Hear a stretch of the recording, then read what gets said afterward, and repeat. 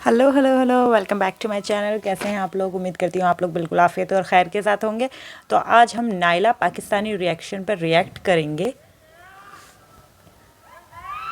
देखते हैं उन्होंने क्या कहा है। मुझे ये लोगों की वीडियो मैंने देखा था इससे पहले, मुझे बिल्कुल पसंद नहीं आया, बिल्कुल मुझे अच्छा नहीं लगा वो लोगों की वीडियो, क्योंकि वो लोग बहुत ही अजीब रिएक्शन देते हैं और जजमेंटल हो जाते हैं या किसी एक साइड का बात बोलते हैं। वो हिंदू मुस्लिम हर वक्त वो लोगों की वही टॉपिक रहती है, हिंदू मुस्लिम और ये वो इंडिया पाकिस्तान, बस व्यू व्यू व्यू का चक्कर है। देखते हैं, वीडियो ख़त्म होने के बाद बात करते हैं। चलिए वीडियो शुरू करते हैं।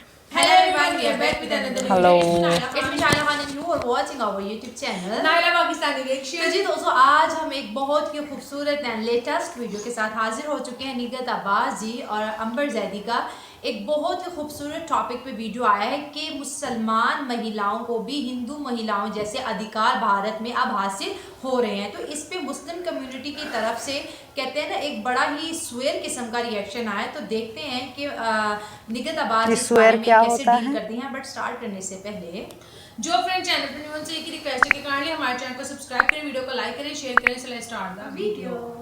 अंबर, बड़े दुख की बात है कि मेरे इस्लाम धर्म को इतना बदनाम कर दिया गया है और इस कदर बदनाम कर दिया गया है। जो आप और मैं जब सोचते हैं, सुनते हैं मौलानाओं के मुंह से इस्लाम की दलीलें, तो हमारा सर शर्म से झुक जाता है। क्योंकि कहीं ना कहीं आप, मैं और न जाने ऐसे कितने मुसलमान भाई बहन जो पढ़े लिखे हैं और वाकई इस्लाम को समझते हैं, वो जानते हैं कि इन सब सही। बातों का, इन दकियानी बातों का मुसलमानों से, इस्लाम से लेना देना कोई है ही नहीं। ट्रिपल तलाक कभी इस्लाम का हिस्सा क्या था ही बात नहीं, है। ना है। तलाक बिद्दत कभी था ही नहीं ना है। हलाला कभी नहीं था, ना है। चार शादियां ना कभी थी, ना है। लेकिन इसको अपने निजी फायदे के लिए इस्तेमाल करने के लिए कुछ मुट्ठी भर मौलाना, अपने सही। आप को कहेंगे सेल्फ प्रोक्लेम्ड मौलाना जो हैं, वो इस तरह की दकियानों सी बातें आज भी करते हैं। और वही वर्ग है जो इनसे नाराज है। कभी भी आप देखिए, हमारे हिंदुस्तान में हिंदू मुसलमान सभी को एक एक जगह रखकर, एक साथ रखकर उनके लिए सरकार भले ही विकास करे, भले ही सरकार, मोदी जी की सरकार एक हाथ में कुरान पाक और एक हाथ में कंप्यूटर देने की बात करे, चाहे महिलाओं के सशक्तिकरण की बात करे, मुस्लिम महिलाओं को स्कॉलरशिप्स देके पढ़ाने की, बाहर भेजने की बात करे, उन्हें सेल्फ डिपेंडेंट बनाने की बात करे, सारी चीजों की सही। बात करने के बावजूद अगर ये वर्ग नाराज हो रहा है, तो अब तो जो इन लोगों की बात सुनते हैं उन्हें कहीं ना कहीं आत्म मंथन क्या करने बात की है। जरूरत है कि इन लोगों को नाराजगी तब हो रही है जब मुसलमान सशक्त हो रहा है। इसका क्या मतलब है? अगर मुसलमान सशक्त होगा और इन लोगों की दुकानें बंद हो जाएंगी, तो इनका गुजारा भत्ता नहीं चलेगा ना। यही कारण है कि अगर सही। एक महिला को गुजारा भत्ता बहुत मिल सही गया, एक सही महिला निकल के रहा है इनके साथ मुंह न्याय से। हो गया, तो इनको दुख होने लगा।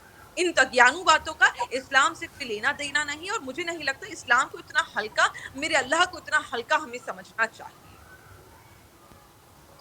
अच्छा, एक बात ये कही जा रही है कि इसी को लेकर कि ये यूनिफ़ॉर्म सिविल कोड को लाने के लिए धीरे-धीरे इस तरह के सही कदम कह उठाए रहे जा रहे हैं और कहीं न कहीं धीरे-धीरे करके धार्मिक जो हमारी आज़ादी है, अधिकार मिले हुए हैं, उनको ख़त्म करने की इस तरह की मुहिम है, क्योंकि इस्लाम में तो सारे अधिकार बेटियों को मिले हुए हैं। जैसा कि हम सब जानते हैं कि हमारे इस्लामिक स्कॉलर ये बात कहते नज़र आते हैं कि सबसे ज़्यादा इज़्ज़त और अधिकार इस्लाम ने दिए हैं।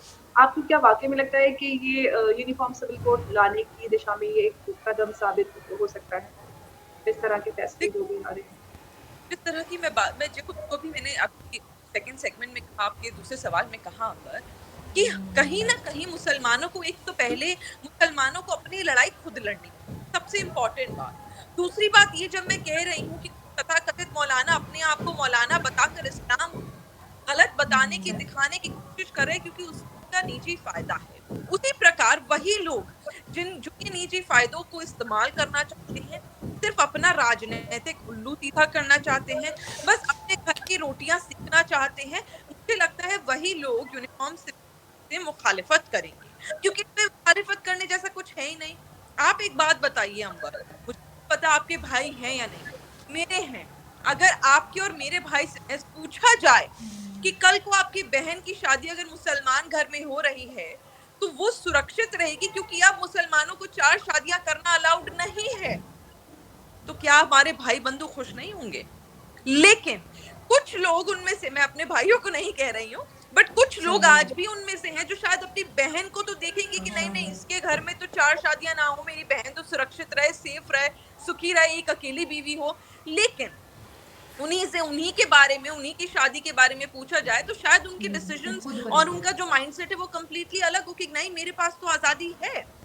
तो ये जो शोविनिस्ट रीजन है, ये जो बहुत मैं अच्छा। कहूंगी मेल डोमिनेटेड सोसाइटी क्यों है, बोल रही है? मुझे मिसोजिनिस्ट तो इसका थिंकिंग है, बोलना ही इसको इतना हमें बुरा लग बदलने रहा की है। जरूरत है। एंड ये जो कहते हैं बोल रही है जैसे वो कि नहीं, वो हमने जो बचपन रिएक्शन से दे रही है वो। पढ़ा है अपनी किताबों में, चैरिटी बिगिंस एट होम। तो इसको सबसे पहले हमें अपने घर पे प्रैक्टिस करने की जरूरत क्या है। बात है, अगर क्या हमारे बात है। घर में एक भी शख्स ऐसा है जो इस प्रकार की सोच रखता है, या अपने घर वालों के लिए इस प्रकार की घर सोच से रखता है, या बाहर वाले के लिए सोच रखता है, पहले उसको, उसके लिए लड़ना जरूरी है, वहां को खत्म करना जरूरी है, टॉप लेवल पर भी पहुंच पाए। यूनिफॉर्म सिविल कोड ना ही सिर्फ एक महिला बल्कि आने वाली पीढ़ी और युवाओं के लिए बहुत उम्दा डिसीजन रहेगी, जिसके माध्यम से विकास गति से बढ़ेगा, सशक्तिकरण गति से बढ़ेगा, जिसकी आज हमें, आपको सभी को जरूरत है। उम्दा। नहीं तो आप सोचिए उम्दा। अंबर, कल हम अपनी जो नेक्स्ट जेन है उसको क्या शिक्षा देंगे? मेरी बेटी है, क्या मैं उसे ये शिक्षा दूंगी कि बेटा जिस जिस धर्म से तुम्हारी माँ आती हैं, उस धर्म में एक महिला की 4 शादियां, उसके शौहर 4 शादियां सही। कर लेते और महिला की जिंदगी 2 बार हो जाती, तो मेरी बेटी को कैसा लगेगा? शायद मैं सोच भी नहीं सकती। क्योंकि जब हमें, आपको और मुझे बुरा लग रहा है, तो ये तो नेक्स्ट जनरेशन है। ये तो शायद हमसे नाता ही तोड़ ले अगर हम इस चीज को सपोर्ट डिस्टर्ब हो करेंगे। तो जाएगी। अब मुसलमानों के लिए भी जरूरी है कि आगे जो आने वाली पीढ़ी है, उस पीढ़ी के नजरिए से सोचकर इस चीज को, इस कुप्रथाओं को खत्म खत्म करने के लिए, यूनिफॉर्म सिविल कोड लाने के लिए आपको साथ खड़ा होना चाहिए। जिस प्रकार मुसलमान महिलाएं ट्रिपल तलाक के खिलाफ खड़ी होने के लिए खुद आगे आई, मोदी जी का समर्थन किया, उसी प्रकार यूनिफॉर्म सिविल कोड के लिए भी मुझे लगता है अब मुसलमान महिलाओं को, मुसलमान पढ़े लिखे पुरुषों को आगे आना चाहिए, ताकि ये जो माइथोलॉजी है, ये जो सूडो बातें हैं, इनको खत्म हम कर सकें। जी। अच्छा निखिल, एक बात जो देखी जाती है हमेशा से कि जब भी समाज में रिफ़ॉर्म की बात सरकार की तरफ से हो या हम जुडिशरी की तरफ से देखें, तो एक बड़ा जो तबका है या जो ऑर्गनाइज़ेशंस हैं, वो इसके विरोध में उतर आती हैं और कहते हैं कि ये प्रोपेगेंडा इस तरह का किया जाता है कि ये मुसलमानों को उनके धार्मिक अधिकार छीनने के लिए, और यूनिफ़ॉर्म सिविल कोड आ जाएगा तो आप नमाज़ नहीं पढ़ पाएँगे, आपका निकाह नहीं होगा। कहीं न कहीं इस तरह की मिस इन्फॉर्मेशन फैलाते हैं। तो ऐसे में किस तरह से यूनिफ़ॉर्म सिविल कोड की राह आसान हो पाएगी? मैंने जैसे कहा ऐसे कि तो चैरिटी नहीं बिगिंस है। एट होम, ये हमें खुद ही आत्ममंथन करना है और सोचना पड़ेगा कि क्या वाकई कोई भी सरकार, भूल जाइए यूनिफॉर्म सिविल कोड, भूल जाइए किसी और भी आईपीसी कानून, भूल जाते हैं, एक बेसिक बात करते हैं, एक लेमैन की तरह बात करते हैं। आप घर बैठिए, आप पढ़े लिखे हैं, आप सोचिए, आप न्यूज़ देखते हैं, आपको पता है डिजिटल मीडिया, सोशल मीडिया और वैसे मीडिया एक चौथा स्तंभ माना जाता बहुत। है डेमोक्रेसी का। आज कितनी खुली सोच वाले लोग हैं, आप खुद कहते हैं, बहुत ऐसे लोग हैं जो कहते हैं कि जो इंडिया में लोग हैं, हिंदू हो मुसलमान हो, आपस में इनमें कोई बैर नहीं, और मैं मानती हूँ इस बात को, हिंदू मुसलमानों में आपस में कोई बैर नहीं है। तो क्या ये खूबसूरत देश में, सांस्कृतिक देश में आपको लगता है कि कोई भी सरकार इस प्रकार की कोई भी चीज कर सकती है जिससे कोई नमाज ना पढ़ पाए, या कोई निकाह ना कर पाए, या कोई अपने जो धार्मिक रिलीजियस एक्टिविटीज है उसको फॉलो ना कर पाए? ये सब दगियानों सी बातें हैं, लोगों को खुद समझना पड़ेगा कि इन सब बातों से ना कुछ आएगा ना कुछ जाएगा। हाँ, लेकिन ये चीजें जब हमें यहाँ पर, अब आप देखो, बहुत बहुत इंपॉर्टेंट बात मैं कहूंगी, और शायद टीवी पर सबसे पहले या लाइव पर पहले इस बात को सही। कहूंगी, और ये रियलिटी, अंबर आप मुझसे इस बात पे इत्तेफाक, कि हिंदुओं में शादी होती है, it is a religious activity. क्या बात है। मुसलमानों में निकाह is not even a religious activity, it is a contractual marriage. वाह! Do you agree? कैसे? एब्सोल्युटली साइन बोलते करके हैं मौलाना तब साहब, तलाक। पर टीवी पे आकर बोलते हैं। हिंदुओं में, वेदों में, पुराणों में तो, लेकिन लीगल एस्पेक्ट एक अलग है, सही। लेकिन वेद और पुराणों के हिसाब से तो हिंदुओं में तलाक का सिस्टम ही नहीं है। It is not there. You are married once, then you are married for 7 births. यही होता है, 7 जन्मों का साथ। एक बार शादी हो गई तो 7 जन्मों के लिए हो गई। सही। वो रिलीजियस एक्टिविटी है। वेरिन जब हम निकाह की बात करते हैं तो महिला को भी उतना ही अधिकार है खुला लेने का जितना कि एक पुरुष को अधिकार है तलाक के बिद्दत देने का। यही आप एस्पेक्ट और यही पढ़ाई आगे लेके चल रहे, तो आपके हिसाब से तो ये कॉन्ट्रैक्चुअल मैरिज हुई। हाँ, अगर आप ये कहेंगे कि यही मैं कहती हूँ, रिलीजियस एक्टिविटी पर रोक नहीं है, लेकिन अगर आप इस प्रकार से उत्पीड़न करेंगे महिला का, शादी का जो एक प्यारा सा बहुत ही खूबसूरत संबंध माना जाता है, उसके खिलाफ अगर इस पे कोई कानून है तो वो होगा और होना भी चाहिए। यूनिफॉर्म सिविल कोड बहुत जरूरी है, जैसे मैंने कहा, आने वाली पीढ़ी के लिए, आपके लिए, हम सब के लिए, और इसके लिए हर एक व्यक्ति को आगे आकर तत्पर रहकर इसका समर्थन करना चाहिए, ना ही मुखालिफत करनी चाहिए। जी। अच्छा निगत, मेरा सवाल ये है कि वो लोग जो इस पूरे सवाल को लेकर जो मिस इन्फॉर्मेशन फैलाते हैं, तो यूनिफॉर्म सिविल कोड के ऐसे फायदे जो महिलाओं को होंगे, खासतौर से मुस्लिम महिलाओं को, वो कौन से ऐसे फायदे हैं जो आप बताना चाहती हैं बहनों को कि ये फायदे यूनिफॉर्म सिविल कोड के आने के बाद हो सकते हैं? सबसे सबसे महत्वपूर्ण तो यही कि आप अब सिर्फ एक बेगम रहेंगी। आपको ये डर नहीं होगा शादी करने के लिए कि आपकी और 3 सौतने, सॉरी मैं इन शब्दों का इस्तेमाल कर रही हूँ, बट ये रियलिटी है, ये कड़वी सच्चाई है जो इस्लाम में नहीं है। इस्लाम के तथाकथित मौलानाओं ने अपनी रोटियां सेकने के लिए इसको यहाँ पर थोप दिया है, गुड्डी में बांध दिया है। तो आपके पास ये श्योरिटी होगी कि आप एक बीवी हैं, आपको दूसरी बीवी, तीसरी बीवी, चौथी बीवी से डरने की जरूरत नहीं है, क्योंकि कोर्ट इसकी आजादी अब आपको नहीं देगा, मुसलमान आदमियों को नहीं देगा, पुरुषों को नहीं देगा, पहला। दूसरा, जो सबसे बड़ी कुप्रथा है अंबर, हमारी एक डिबेट है एक बहुत बड़े चैनल पे बहुत वायरल हुई है, ये रियलिटी है, पॉलीगैमी जो होता है, भाई बहनों में भी जो शादी करा दी जाती है, इन सब को खत्म करने की जरूरत है। ये रियलिटी है कि चचाजात भाई बहनों में शादी करा दी जाती है, और ये क्रूअल्टी है, क्योंकि मैं इमेजिन भी नहीं कर सकती कि एक अपने कजन ब्रदर को बचपन से मैं भाई भाई बोलती आई हूँ, और एक दिन मेरे माता पिता, उसके माता पिता से मेरा रिश्ता, उसके माता पिता के घर में मेरा रिश्ता तय कर दे, यानी मेरे चचा चची के घर में मेरा रिश्ता तय कर दे, और मेरे भाई से मेरा निकाह करा दे। उससे बड़ी बदनसीबी कुछ, और मैं नाम नहीं लेना चाहती, मेरी फैमिली में एक मेरी सिस्टर है जिसके साथ ये हो रहा है, मेरी बहन है, कजन सिस्टर है जिसके साथ ये हो रहा है, लेकिन वो लड़की इसके खिलाफ आवाज उठाने की ना हिम्मत जुटा पा रही है, पहला, ना ही मुझे लगता है कि उसको फर्क भी पड़ता है। क्यों? क्योंकि एक तो वो ज्यादा पढ़ी लिखी नहीं है, दूसरा उसको पता है कि ये तो प्रावधान है, ये मेंटालिटी उसकी बचपन से है कि मेरे भाई बहनों में मेरी शादी हो सकती है, तो उसको वो दर्द नहीं हो रहा, उसको वो बुरा नहीं लग रहा जो बुरा मुझे लग रहा है।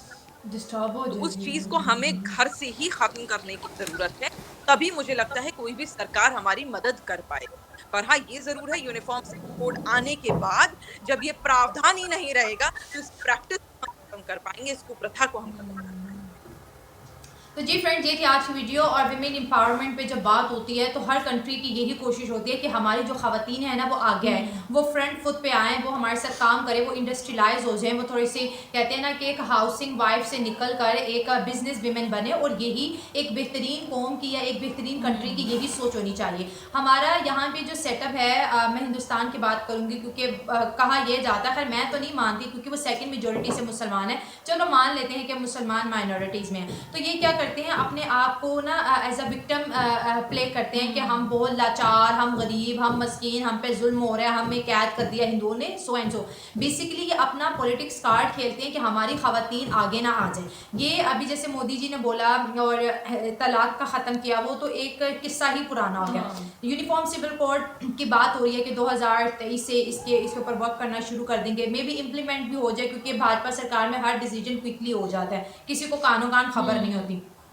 अब डिवोर्स है, मना भी किया है, फिर भी देते हैं, इवन दो पनिशमेंट भी, जिसको बुराई की लत लग जाती है ना वो करेगा, चलो करता है, कानून उसको सजा भी देता है। लेकिन उन्होंने बात की कि जब तक आपकी कोई सेकंड रिस्पॉन्सिबिलिटी नहीं होती तो आप तब तक अपनी फर्स्ट रिस्पॉन्सिबिलिटी को टेक ओवर करेंगे, आप उसको संभालेंगे, उसकी टेक केयर करेंगे, ईच एंड एवरीथिंग। और औलाद का बाप से रिश्ता तो नहीं टूटता, इवन दो माँ और बाप की डिवोर्स भी हो जाए, तो ये खुदगर्जी भी दिखाती है मुसलमान सोसाइटी की, कि मुसलमान सोसाइटी का मर्द कितना ज़्यादा खुदगर्ज है कि अपनी ही पैदा की हुई औलाद को धुतकार देता है। बीवी तो चलो वो किसी की औलाद होगी, अपनी औलाद को धुतकार देता है। और जब भारत जैसी सरकार खवातीन को राइट्स देती है, पहले ये बोलते हैं कि हिंदू मुस्लिम हो रहे हैं, फिर जब सरकार सबको एक जैसे लेकर चलती है फिर कहते हैं कि ये तो हमें नहीं चाहिए। हमें तो अपना अलग से कानून चाहिए। तो इनको हर चीज़ में अपनी मनमानी करनी है और जिस चीज़ ऐसे नहीं चलेगा। हाँ, जिस चीज़ में इनका मुनाफा है, जो चीज़ इन्हें अच्छी लगती है वो चीज़ इनके लिए बेस्ट है। जो चीज़ इन्हें लगता है कि यार ये हमारे अगेंस्ट है या ये हमारे लिए बेहतर नहीं है, उस चीज़ में कानून आ इनके अगेंस्ट आज तक कोई भी चीज़ नहीं की। नहीं ये की पता सही मुद्दा क्या है, जो चीज़ मुस्लिम विमेन की फेवर में होती है ये उसको अपने लिए राय का पहाड़ बना देते हैं और सरकार को क्रिटिसाइज करते रहते हैं। और यही इसी क्रिटिसिज्म की वजह से तो इनकी जुमातें चलती हैं। ये जो भारत में जितनी भी छोटी मोटी सियासी पार्टी, इनका एजेंडा कुछ भी नहीं है।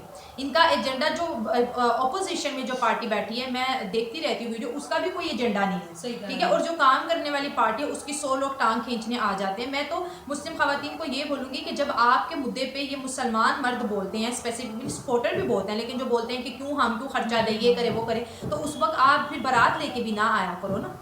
उस वक्त फिर आप शादी भी मत किया करो, फिर आप औलाद भी पैदा मत किया करो। तो यहाँ पे जो बेसिकली मैं कहती हूँ जिसको स्ट्रॉन्ग बनना चाहिए वो इस्लामी सोसाइटी की औरतों को बनना चाहिए और उन्हें मर्दों को रिस्ट्रिक्ट करना चाहिए कि मुद्दा हमारे आप कौन होते हो बोलने वाले। तो तभी ये मामला सेटल होंगे। भारत कभी भी मुसलमान कम्युनिटी को आगे बढ़ाए बगैर कभी भी नहीं सुपर पावर बन सकता और उनकी सबसे बड़ी कमजोरी भी यही है। मोस्टली लोग शायद मेरे साथ डिसएग्री करें, मुझे लगता है कि जो मुस्लिम सोसाइटी ने अगर इन्होंने उसी तेजी से मूव नहीं किया जिस तरह से हिंदू समाज करे, जिस तरह से सिख समाज करता है, जिस तरह से जैन कर रहे हैं। जैन हालांकि बहुत कम है, उनकी पॉपुलेशन बहुत कम है, सबसे ज्यादा टैक्स वो देते हैं, 23% टैक्स वो देते हैं और वो मतलब कि भारत को आगे बढ़ाने में उनका रोल है। लेकिन मुसलमान 27 से 28 पूरा इनका क्या कॉन्ट्रीब्यूशन है? अगर है भी तो बहुत कम है। इनका ना यहाँ कंट्रीब्यूशन है ना वहाँ। तो मैं ये बोलूँगी कि अभी भारत की जो एक सोच है या फिर जिस तरह से हम भारत को देखते हैं दूसरी इस्लामिक कंट्री, उनको स्पीड पकड़नी है और इसी तरह ही तब्दीली आएगी। अब एक पार्ट उसका जिद लगा के बैठा है और एक तरक्की करे तो क्या उनका लाइफ स्टैंडर्ड कभी बेहतर होगा? नहीं। वो कहेंगे बेशक सुपर पावर है, बेशक तीसरे नंबर पे जाओ, लोगों का स्टैंडर्ड देखो, वो तो पढ़े लिखे नहीं, तो यहाँ से उनको मार्क्स कम मिलेंगे। मैं अपने मुतालिक तो अभी 2023 में हम बैठे हैं और कोई भी इतना मासूम नहीं है और ना ही कोई इतना लाचार है जिसको सही गलत का फर्क ना हो। आज के दौर में भी अगर कोई ये बोले कि मुझे मेरे राइट्स का नहीं पता, तो मैं कहूँगी उसने जिंदगी कहाँ बिता दी भाई। तुम मार्स पे रहते हो, तुम जुपिटर पे रहते हो, तुम कहाँ रहते हो कि तुम्हें ये नहीं पता? बच्चे इतने ज्यादा इंटेलिजेंट है, उनको पता है कि हमारे राइट्स क्या है, उनको पता है सही गलत क्या है। 4 साल का बच्चा माँ के कान में चुगली लगा रहा है, फलाने मुझे ये कहा। तो ये जो दुनिया की हवा है ना, इस हवा में टेक्नोलॉजी है, इस हवा में अक्ल है। कहते हैं ना आजकल हवा खाने से भी जितने दिमाग तेज होता है, तो कहते हैं इसको हवा लग गई है। तो वो हवा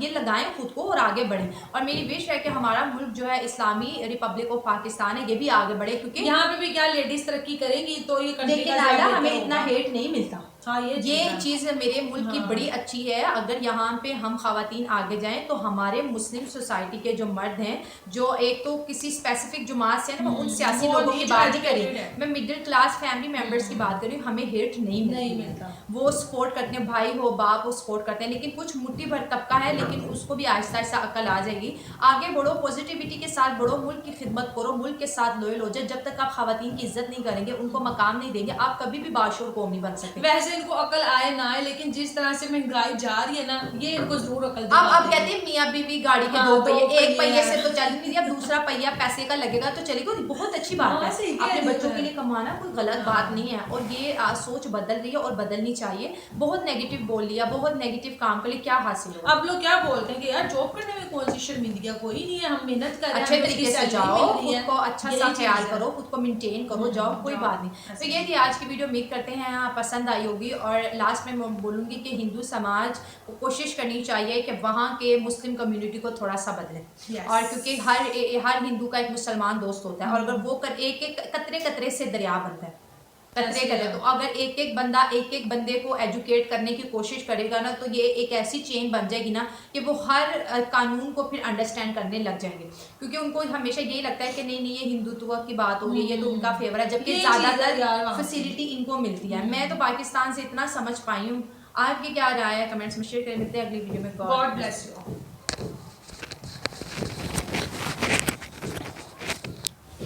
तो ये थी इनकी नाइला और मिशाइला खान। मुझे नाम याद रखना है क्योंकि मुझे इनके बारे में बहुत कुछ बोलना है। नाइला तो ठीक है, मिशाइला तो इतना ओवर बोल रही है, हर बात में एग्री कर रही है। पता है नहीं है, वो समझ रही है, उन खुद को वो बहुत ज़्यादा स्मार्ट समझ रही हैं।